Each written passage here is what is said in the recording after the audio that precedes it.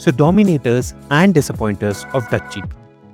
So good race in my perspective with both good and bad moments. So let's start with the dominators, and Isaac Hajar is here.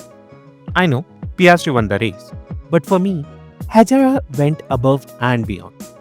Qualifying P4 in a VCAR will feel less amazing when you realize that this guy kept the Ferrari of Charles behind for the opening lap and kept the Mercedes of Russell behind in the closing laps.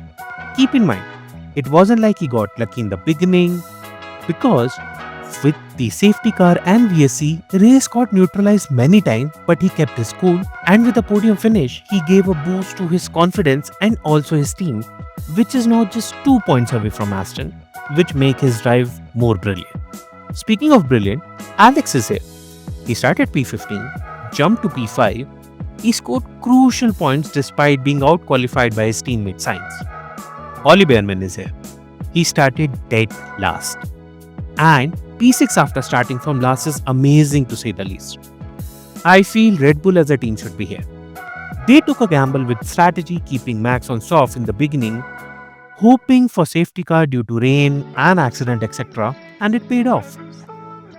I feel Mercedes had a good chance to overtake them, as Mercedes seems to work better in cold condition.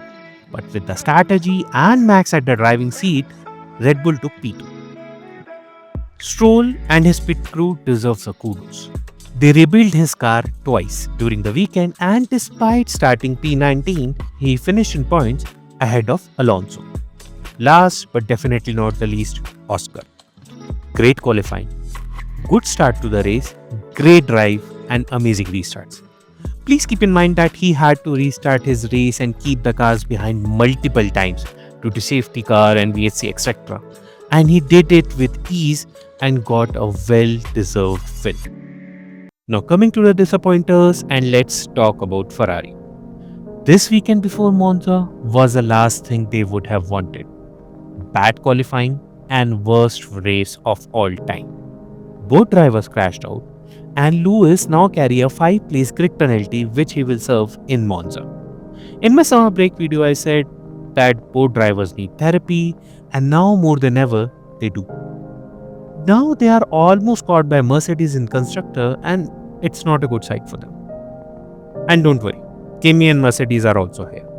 Kimi had a bad qualifying, and the race was worse than that. He ended Charles' race and got penalized. Then he sped up in pit lane and got more penalized. He would have scored good points without 15-second penalty, but that didn't happen. Some would say Russell got P4, etc. But to them, I would say that with the engine dominant era nearby, do you think Mercedes will have the confidence to go into racing when another of their customer had engine failures? I think not. Alonso is here. I don't know whether it was a strategy or what, but he started P10 and technically finished P12. As 4 drivers in front of the pack like Norris, Kimi, Charles and Hamilton got out of the running, and he still didn't gain any positions. Lance Stroll overtook him after starting 19. So a terrible weekend for him. I need to put Sainz here. Despite his tantrum on radio, I think the penalty was justified or could have been brushed off as a racing incident. But he can't put blame on just Liam or Stewart's. He had a chance to score good points here, but he blew it. Lewis and Yuki needs to be here. Lewis did a mistake and Yuki scored cause 4 people ahead of him got out of running. Not a good sign for Yuki when Max technically was P3 and Yuki was P14.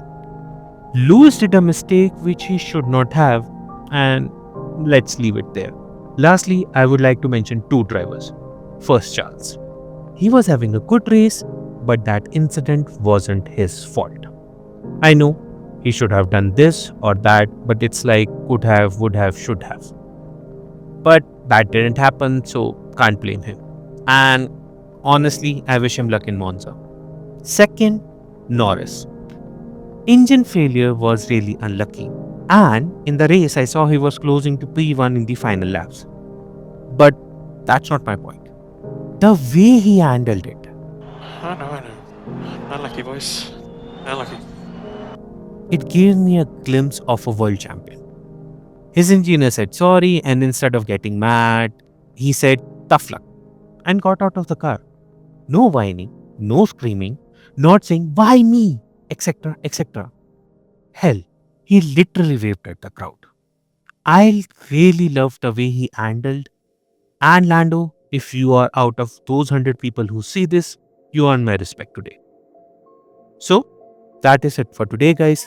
Let me know in the comments below whether you agree or disagree with me. And for more F1 content, subscribe.